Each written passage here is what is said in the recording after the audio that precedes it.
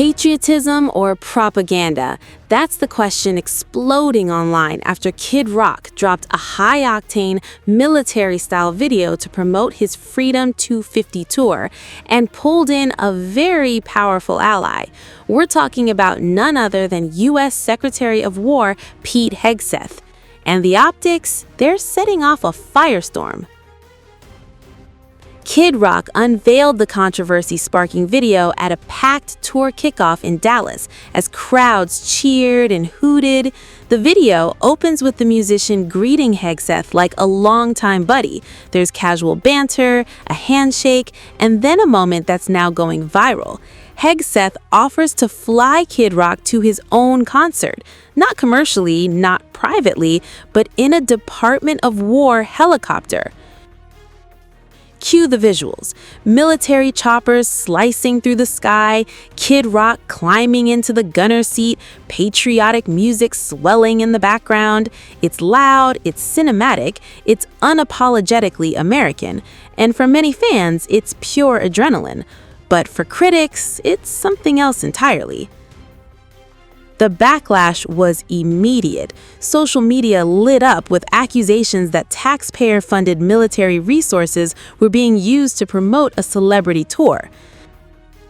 Now, to be fair, the U.S. Department of War regularly spends on recruitment ads and promotional campaigns, and supporters argue this video fits right into that category, a flashy, high-impact military advertisement aimed at energizing younger audiences. But here's where it gets complicated. This isn't happening in a vacuum. Just weeks earlier, controversy erupted after Army pilots flew Apache helicopters over Kid Rock's Tennessee home, what he calls the Southern White House. The stunt led to disciplinary action, with several service members reportedly suspended. Then came another twist.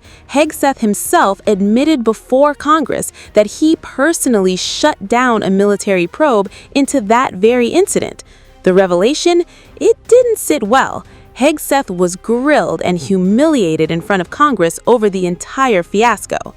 Here's how it unfolded. Just this week, you brought performer Kid Rock to an Army base to go for a joyride in an Apache helicopter after dismissing an earlier investigation into the pilots who recklessly chose to hover above his home. That runs directly counter to the chain of command and maintaining good order and discipline. Most disturbingly, during your tenure, you have fired dozens of our most senior military leaders and personally intervened to block the promotions of many others. That is a betrayal of the merit-based system that forms the foundation of our military. You are hollowing out the military's bench of experienced and highest performing senior officers while making young officers wonder if they should continue to serve. My colleagues and I have heard from countless service members throughout the ranks, many of whom will be watching right now, who are confused and disturbed by your actions. Hopefully you can explain them today. Additionally, this committee expects a fulsome update on Operation Southern Spear. This ongoing campaign against suspected drug trafficking boats has resulted in nearly 200 fatalities. The administration has failed to explain the long-term objectives of this mission or provide any evidence of reduced drug flows into the United States. I would ask for a credible answer to this most fundamental question: what is the operation actually meant to accomplish? Mr. Secretary, you are here to promote the President's $1.5 trillion defense budget. While this budget provides funding for necessary programs, including shipbuilding and drone manufacturing, many other critical programs like barracks repair and aircraft procurement would rely on the passage of a party-line reconciliation bill. Further, this budget slashes research and development, provides no funding for Ukraine, and includes no funding for losses incurred from the Iran war. Yesterday, Mr. Hegsth testified that Operation Epic Fury has cost $25 billion. If nothing else, that help clarifies that we certainly do not need a supplemental anywhere near $100 billion, much less $200 billion. And in this record-breaking budget, there is no pay adjustments for the civilian workforce, And with inflation, that is a pay cut. After a year of Doge layoffs and a hiring freeze across the department, this is an insult to the 800,000 men and women who support our warfighters every day. I cannot imagine a faster way to erode readiness and distract from our abilities to deter our adversaries. Ultimately, Mr. Secretary, I believe you are causing lasting harm to the military. Like many members of this committee, I had the opportunity and the privilege to serve in the military. And every officer knows they are duty-bound to give their best professional advice, even if it is not what their superiors want to hear.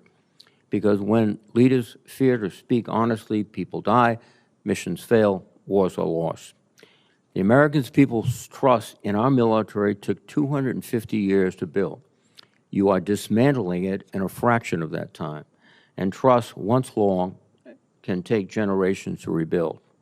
Mr. Secretary, today I hope you'll take a step forward toward rebuilding the trust that has been lost.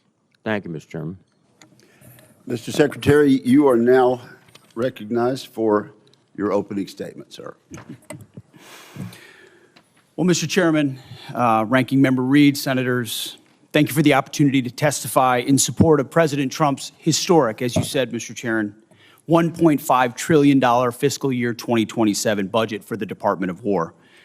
The President's budget request reflects the urgency of the moment, addressing both the deferment of long-standing problems as well as positioning our forces for the current and future fights. I'm honored to appear alongside General Dan Kane, Chairman of the Joint Chiefs of Staff, and Jay Hegsth, our Chief Financial Officer and Comptroller. I'd like to start by thanking this committee and Congress for your partnership in securing the investment needed for a stronger, prouder, and more secure military. Your focus on acquisitions, your focus on efficiency are the reflection in our department as well and in this budget. A nation's ability to build, to innovate, and to support the critical needs of its warfighters at speed and at scale is the foundation upon which its deterrence and survival rests. However, upon taking office on January 20th, 2025, President Trump inherited a defense industrial base that had been hollowed out by years of America-last policies, resulting in a diminished capacity to project strength. Under the previous administration, we were offshoring, outsourcing, beset by cost overruns and degraded capabilities.